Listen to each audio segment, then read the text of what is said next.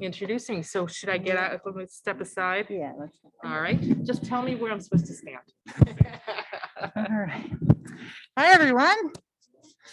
Thank you for joining us this Thursday evening. I'm Carla Mandel. I'm with the SEED team, the Student Engagement, Empowerment, and Development team for the School of Business. We are excited to co-host this year's Women Entrepreneurship Week. This is Rutgers School of Business's third year participating in the event. To nurture, inspire, and energize female founders around the world. Women Entrepreneurship Week was created in 2014 by the Feliciano Center for Entrepreneurship and Innovation at Montclair State University here in New Jersey. The event is now global, and if you want to Google Women Entrepreneurship Week 2021, you can see how far-reaching the event itself is. Today's event is co-hosted in conjunction with the Rutgers Camden Marketing Association. And I'd like to introduce the president, Angel, who will share information about their organization and introduce today's speaker. Today's session is also being presented virtually for our off-campus, online, alumni, and invited guests. Thank you.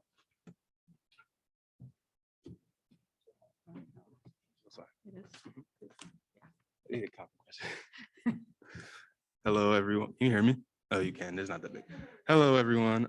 First, bear with me. I'm going to speak a little slow so I don't pass out with the mask on. As you mentioned, I'm the president of the Marketing Association. Long story short, what our goal is to get our members involved in networking with one another and people who are in the field. So if you come to any of our meetings, you'll typically see we have a lot of guest speakers who are doing the work that a lot of us want to do, and we want to just provide them with more insight about the world of marketing outside of this university. And to start off, I'd like to thank Carla Mandel for allowing us the opportunity to collaborate and co-host today's event. As she mentioned, my name is Angel. It is a great pleasure for me to introduce our guest speaker today. She is going to talk to us about how we might reimagine marketing in the age of AI. Not only is she a brand architect, but she is also the author of Ready, Launch, Brand, the Lean Marketing Guide for Startups. She has lectured at Wharton and taught, She has lectured at Wharton and taught in the Close School of Entrepreneurship at Rutgers University and the University of Pennsylvania. She prides herself on the building of the DNA of startup brands and establishing messages that quickly connect founders with their ideal customers. We are lucky to have a woman of her talent here today. We have a lot to learn from her. Ladies and gentlemen, please give a warm welcome to our guest speaker today, Orly Zeewy.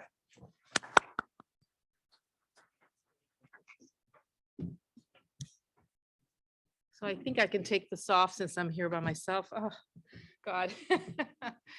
Well, thank you so much. That was very, very nice introduction.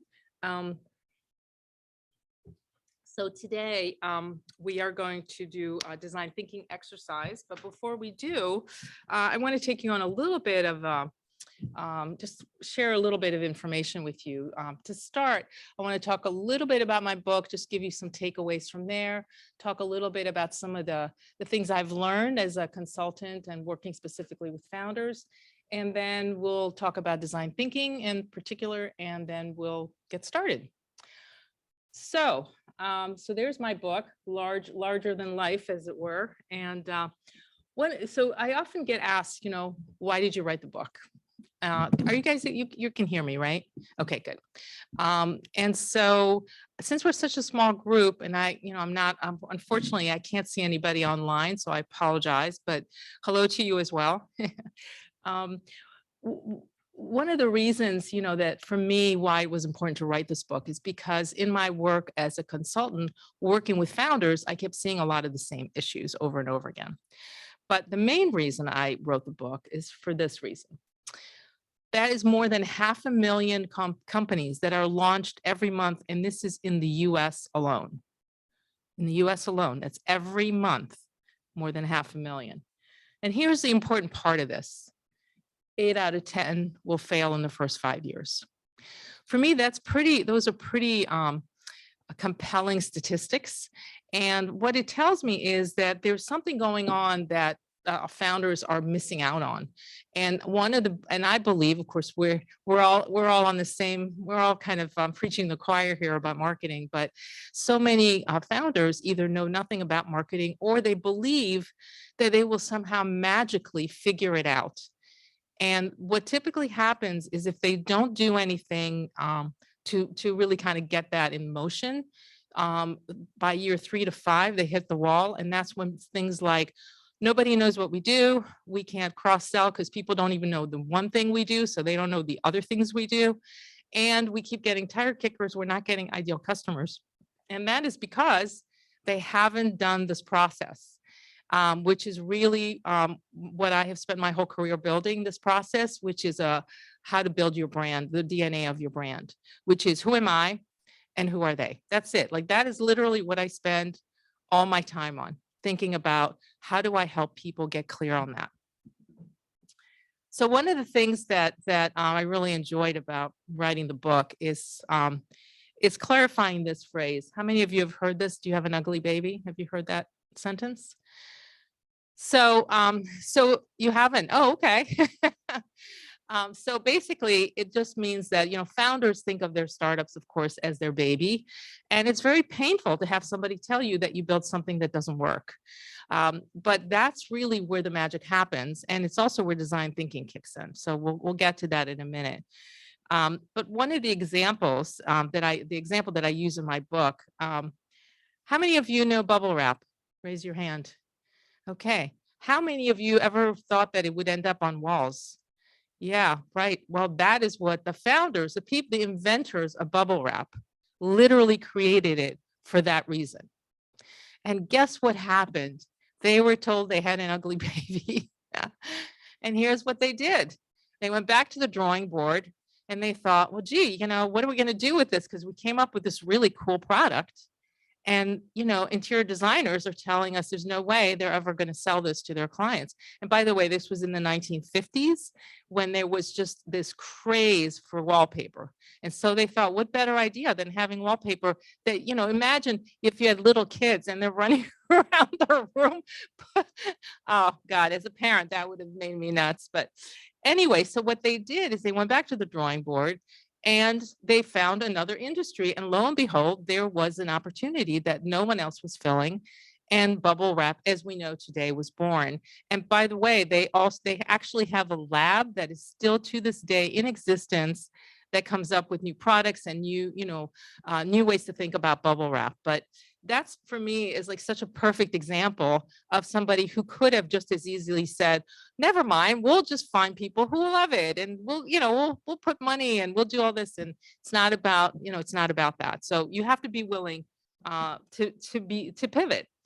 And so they found a market. And by the way, the number one reason that startups fail, no market need. So there you go. And the second one, does anybody know what the second reason that startups fail? They run out of money.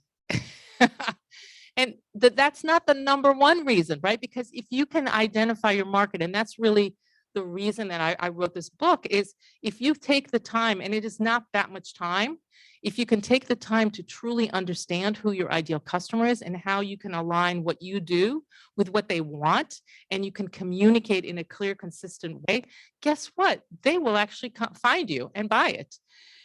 So for me, that was, there was kind of a aha moment, when I was thinking about this book.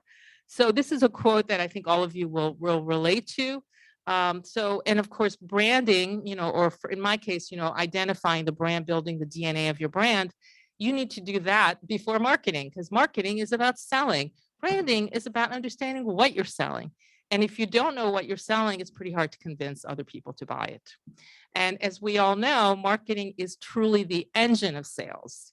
So without marketing, there are no sales. So when I hear founders, and this, by the way, is one of the things I talk about in my book, is, one of kind of this myth of, well, we will pay. I can't tell you how many times I've heard this. We will pay for marketing when we have money to pay for marketing. Spoiler alert, never happens. never happens because you don't pay for marketing, you invest in marketing. That is one of the kind of the core aspects of my book is I would like people to start thinking about marketing the way they think about IT, the way they think about legal expenses, the way they think about every other important aspect and expense of their business. So now I'm going to talk to you just briefly about some, again, putting this in context. Context is this stat, which by the way is probably low. I've seen it as high as 20,000 a day, but just 12,000, that is more than 4 million messages a year. 4 million messages a year, and I'm being very conservative. So you can imagine how do we we are literally bombarded by messages. So now I'm going to take you to the epicenter of advertising messages. Anybody want to know what that is? Where that is? Yes. Absolutely. That's right. If I was giving out prizes, I'd be throwing one your way there. So yes, if you were Times Square has actually been noted as the perfect storm of advertising. And if you were to stand in the middle of Times Square, as I have done many times, I'm sure you have as well, you would literally be surrounded by hundreds of messages. So that brings me to, of course, brand is, I don't want to get into all the nitty gritties here, but, obviously brand is very important, but the first step once you've identified your brand is messaging. And what people typically do, and I see this especially on websites, is that they talk about themselves and they talk a lot about themselves. And the reality is, if you're trying to cut through the noise and stand out, you need to, once again, figure out who your customer is, what you want to say, what they want to hear. And then you need to connect with them in 6 seconds, because that is how long somebody is on your homepage before they make a go, no go decision. So 6 seconds, time's already up, right? It's like that fast. So the key here is to focus on the why and not the what. So one of the key things that I do when I work with my clients is I really get to, I spend a lot of time understanding what they do, but then the question is, why am I going to care about it? So the why is, how many of you know Simon Sinek? Right? So you know the golden circle. So the whole idea that, and so when you go, especially for those of us who have been at networking events and you ask somebody, oh, what do you do? And what do? They give you this long list of all the great things and how wonderful their company is and their process. And all I want to know is one sentence that's going to make me go, I either want to know more, or I might know somebody who needs what you do. But it's an invitation to the beginning of a conversation. It's not the whole conversation. So I'm going to, again, quickly show you an example. So a really great example of a company, a brand that gets this right and really understands who their customer is Airbnb. So I'm actually going to share with you 3 different homepages, because this is from, I think this might be from 2010. Or 2012, maybe. I'm trying to remember the first time I talked about them is when I saw this. I think it might have been 2012. So they were founded in 2008. And to this day, Airbnb's pitch deck is literally considered one of the best pitch decks ever to be created. They got who they wanted to talk to, which is the traveler who was looking for an immersive experience. They understood that what they weren't really, think about what does Airbnb sell? They don't sell anything. What they do is they curate products, which are homes, and they created a system that allowed people to be the ambassadors for their own town, their city, their state, their country. And that's kind of the beauty of it, is that it's a two-way street. So this is from 2012. This is from 2016. And the whole idea about, that you're not going to a place to stay, but you're going to someone's home. And this is, I literally just pulled this off the internet today. What they've done now, which I think is so brilliant, they literally have videos of people opening their doors to let you into their homes. And they have people from all over the country, and it just happens to be one. The first one was from Philadelphia, so I know we're in New Jersey, but still, I'm in Philadelphia, so there wasn't one from New Jersey. I'm sorry, so I used that one. But they have somebody from Mexico, and I think Saudi Arabia or Morocco. I can't exactly remember, but yeah, so it's just wonderful. And what I think is especially interesting is the use of technology, that as the technology gives us better and quicker access and changes how we can have conversations, this is something they would not have been able to do 10 years ago.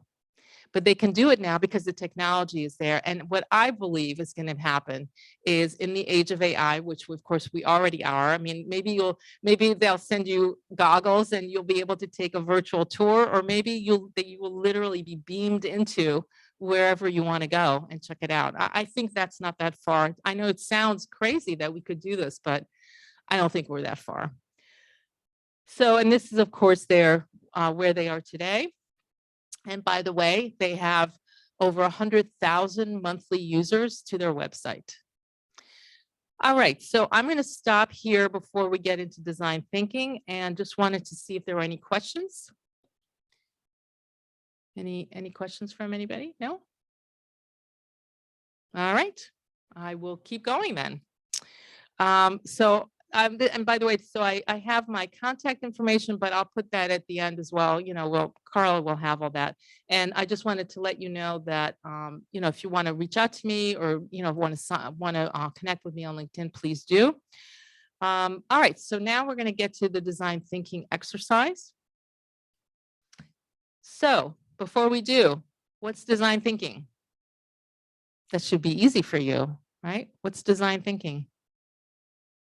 No one is brave enough to raise their hand. Really? Oh, somebody's raising their hand. A very brave person over here is raising their hand. Thinking to design. Well, not exactly. Not exactly, but yeah. I think design thinking is a creative way to plan something. That's getting much closer. Yep. Anybody else? No? Okay. Yes. Sorry, I'm the slow runner. Isn't it basically like strategic thinking? Strategic thinking. Yes. Same There's thing. a strategy. Absolutely. Yeah. That's And this is what the process looks like. So what's at the center? This is a little trick question here. See if you guys know this. What's at the center of design thinking? What's in the middle there? What's the whole process built around? Anybody want to guess? People. It's built around people. It's human-centered design. So it's not thinking about design to your point over here, but it's thinking about people, how people interact with one another.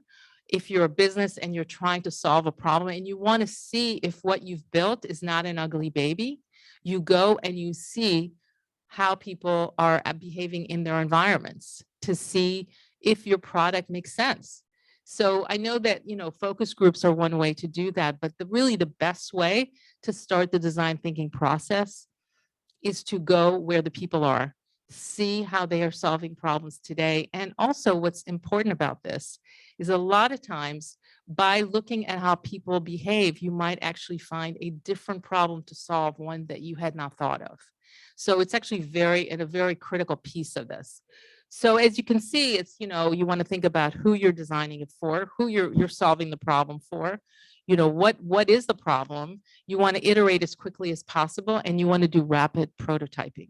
So part of the design thinking, and this is really for me why I focused on lean marketing and not traditional marketing. Well, plus there's about 1 million books on traditional marketing. Don't think they need any more of those. But you want to really make sure that you've built something that's useful, that there's a market need. Again, back to bubble wrap, they did the right thing. They realized they'd made a mistake, but it wasn't the product that was at fault. They were just in the wrong industry.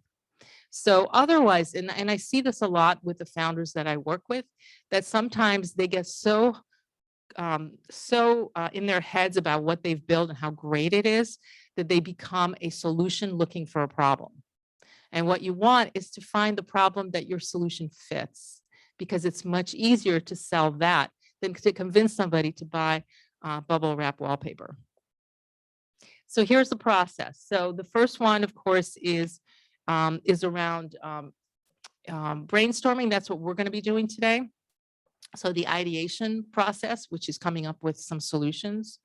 Then it's framing, which is really, that's where the observation, the research, that's where all that comes from. And then the last one is make, or as I said, the rapid prototyping. So those are the 3 steps. And today we're gonna focus on brainstorming. So you've all done brainstorming sessions, right? So you're very familiar with this. Good.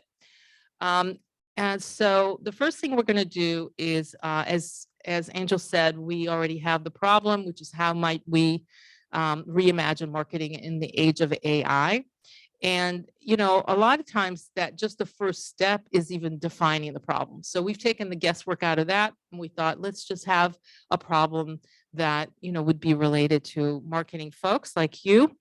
And then what we're going to do next is we are going to break into groups. And I'm thinking, so how many people will be participating? Angel, you'll be participating, right? And then at that table, Oscar, you're going to be leaving? Oh, you'll be here. Oh, great. Thank you. I know Monica, and you won't be here either. Okay. And I'm sorry, I don't know your name. Tariq. Okay, great. So that's 2, 4, 6, 8. So why don't we just, why don't you guys, let's do 2 tables of 4. Okay. So why don't you guys go ahead and break up. You can decide. I don't need to pick who goes where. So you can just stay at that table there. You guys stay here, and then I just need 2 people to join, right? Is it 1 person? Wait, there's 3, so that's 4. Oh, so there we go. Okay, great. All right, so we're going to do 4 and 5. All right. So the first thing we're going to, so I'll just walk you through the process, and what I'll do is I'll put that up on here as well. But the first step is the brainstorming. So you're going to have 5 minutes. And since I left my phone in the car, I knew there was a reason why I needed my phone. I cannot keep time. And then the next step will be to organize the ideas in buckets. And typically you want to have a couple of different buckets because you'll see as you put together the ideas. Again, this is rapid. This is not, I don't want you to overthink it. I want you to write whatever words, whatever comes to mind when you think about this problem. And the reason we do silent brainstorming, anybody want to guess why we do silent brainstorming? Oscar, you're shaking your head. Yeah. Exactly. That's right. Yeah, because, otherwise you have people we have introverts and extroverts, and introverts often tend to get kind of, they end up not saying anything, but writing works best for them. So that's why we do that. So you'll organize it into buckets. Then each team will illustrate the best idea. So you will have to decide which is the best idea. And then we are going to do presentations, and we'll choose a winner. And then we'll end the day with a raffle, and you've all put your names on a piece of paper, and one of you will get one of my books, which I will sign. Any questions before we get started? Yes. Oh, yes. Sorry. You know what? I'm actually going to go back to the problem, so we'll just have that up here.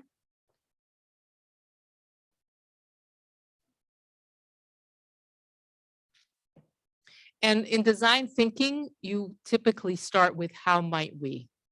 It's just kind of the standard way of talking about it. I just realized that you do not have a, if you want to just bring one of those pads to you, that's great. So any questions before we get started? And Carla, maybe I can, well, you'll just keep time. Yeah. All right. So are we ready to get started? Yep. Yes. Okay, great. All right. So Carla, you're timing them? Actually, I could time it on the computer. Come to think of it.